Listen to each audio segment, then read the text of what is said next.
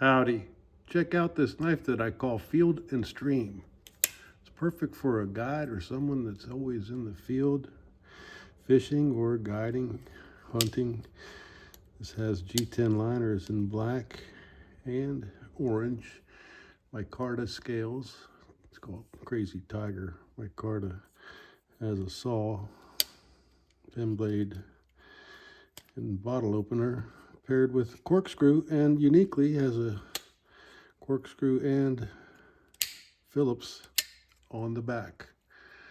Double notched scales, and for the scissors hook, this has the nail file from the compact knife, only found on the compact knife, and the XXL Mac Daddy. I call this knife again Field and Stream because it's perfect for the guide or someone that's always out there.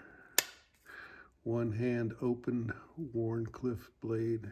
Ever seen anything like that before? I ask you. Well, I hope you enjoyed it.